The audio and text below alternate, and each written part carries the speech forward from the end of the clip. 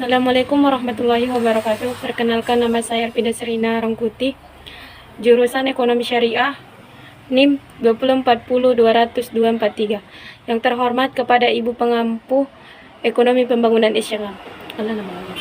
Jadi pada malam hari ini saya akan menjelaskan beberapa materi dari silabus mata kuliah Ekonomi Pembangunan Islam. Yang mana pada materi kali ini saya akan membahas strategi pembangunan ekonomi Islam. Adapun poin kedua yaitu stabilitas, keamanan, dan pembangunan ekonomi. Negara sesungguhnya dibangun untuk menciptakan keamanan dan ketenangan, serta kedamaian bagi warga. Negara yang tidak dapat mewujudkan keamanan, keselamatan, dan kedamaian bagi warganya adalah negara yang gagal. Adapun poin ketiga yaitu keadilan, pemerataan, dan pertumbuhan. Prinsip Islam mengenai keadilan berlaku di semua wilayah kegiatan manusia, bagi di bidang hukum, sosial, politik, maupun ekonomi.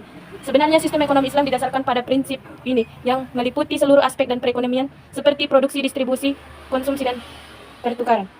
Adapun poin keempat yaitu pengendalian konsumsi dan prinsip hidup. Realitas kehidupan manusia modern di kota-kota besar di dunia saat ini menunjukkan tingkat konsumsi yang tinggi dan berlebihan. Semangat materialisme, hedonisme, dan konsumerisme telah menjadikan uang sebagai ukuran segala-galanya, karena dengan uang akan mendapatkan segala apa yang kita inginkan. Poin kelima pada materi ini yaitu tentang tujuan ekonomi Islam. Tujuan ekonomi syariah selaras dengan tujuan dari syariat Islam itu sendiri atau maqasid syariah, yaitu mencapai kebahagiaan di dunia dan akhirat atau falah melalui suatu tata kehidupan yang baik dan terhormat. Tujuan ekonomi Islam secara teologis adalah bagian dari ibadah kepada Allah dengan cara menggali potensi ekonomi yang ada dalam semua ciptaan Tuhan. Penggalian dan pembangunan potensi yang ada dalam semua ciptaan Tuhan, yaitu alam semesta seisinya, bukan kepentingan yang merusak dan menghancurkan. Adapun kesimpulan dari materi ini yaitu Islam melihat pembangunan ekonomi sebagai pertumbuhan kematangan manusia, di mana kemajuan materi harus menunjang kematangan spiritual. Beberapa tujuan penting mesti diprioritaskan seperti pertumbuhan diiringi dengan tenaga kerja yang dapat diandalkan akan menjadi suatu kualitas pekerjaan yang beruntun, stabil ekonomi, dan keadilan distribut dan pengendalian konsumsi. Adapun materi kedua yang akan saya jelaskan yaitu tentang problematika pembangunan ekonomi negara Islam. Adapun poin-poin penting yang harus kita ketahui yaitu satu, permasalahan ekonomi dalam konsep Islam dan konvensional. Yang mana konsep permasalahan ekonomi ini kita bisa memahami selama ini adalah kebutuhan manusia yang tidak terbatas sehingga alat pemuas kebutuhan terbatas. Pada ahli ekonomi konvensional menyebutkan sebagai masalah kelangkaan atau kekurangan berlaku akibat ketidakseimbangan antara kebutuhan masyarakat dengan faktor-faktor yang tersedia dalam masyarakat. Adapun poin kedua yang sama-sama sangat kita butuhkan yaitu tentang kebutuhan masyarakat, yang mana di sini dengan kebutuhan masyarakat adalah keinginan masyarakat untuk memperoleh barang dan jasa. Keinginan untuk memperoleh barang dan jasa dapat diberikan kepada dua bentuk. Yang satu, keinginan yang disertai oleh kemampuan untuk membeli. Dua, keinginan yang tidak disertai oleh kemampuan untuk membeli. Adapun poin ketiga yaitu tentang teori dan tanggung jawab negara menurut Ba'ar Al-Shadar, yang mana dalam tokoh Islam ini menjelaskan tentang teori tanggung jawab negara yang dikembangkan oleh Al-Ashadar dalam buku Istisdunah, berisi tentang doktrin ekonomi Islam dalam teori tanggung jawab negara, menyatakan bahwa hukum ekonomi menguaskan negara untuk menjamin kebutuhan secara individu. Adapun poin keempat yaitu tentang pemikiran ekonomi menurut Al-Ghazali, yang mana pemikiran ini bisa kita sebut dengan berfokus pada perilaku individu berakar dari sebuah konsep yang disebut dengan fungsi kesejahteraan sosial Islam.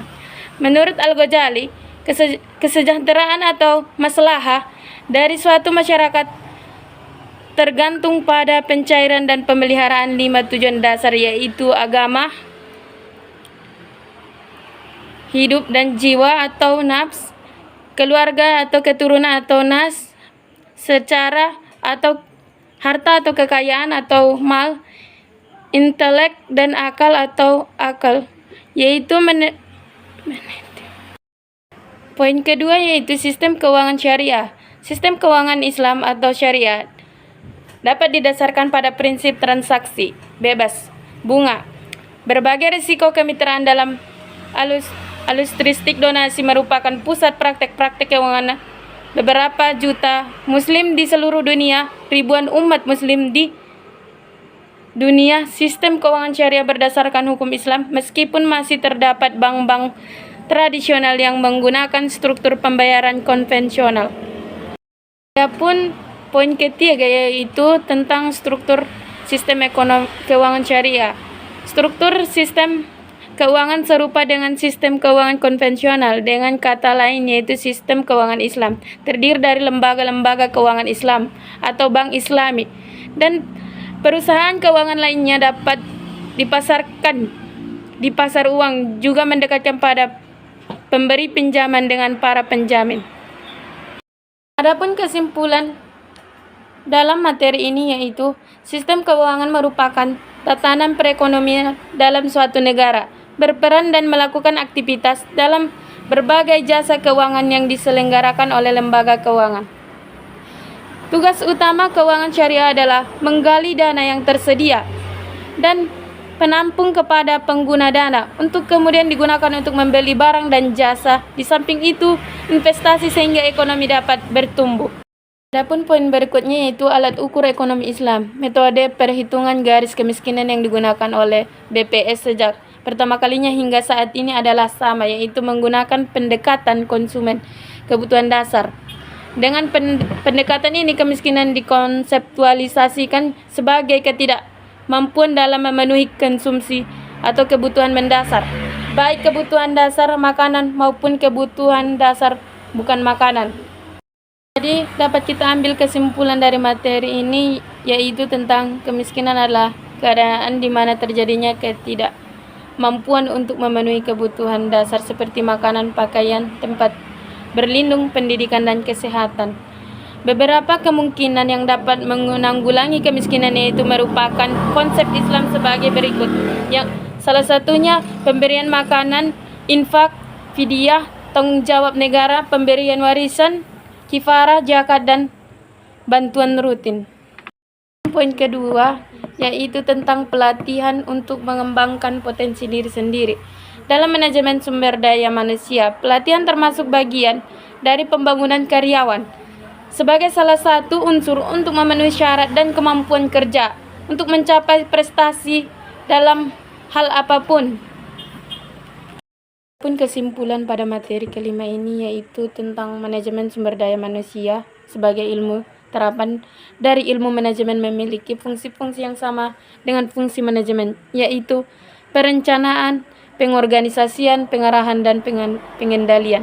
Di samping fungsi-fungsi pokok tersebut, MSDM memiliki beberapa fungsi operasional. Pelatihan merupakan suatu di antara proses yang signifikan dalam manajemen sumber daya manusia atau organisasi. Cukup sekian yang bisa saya sampaikan pada malam hari ini. Kurang dan jenggalnya saya minta maaf kepada Allah, saya minta ampun kepada kita semua. Saya minta maaf. Allahul muwaffiq ila aqwamit thoriq. Wassalamualaikum warahmatullahi wabarakatuh.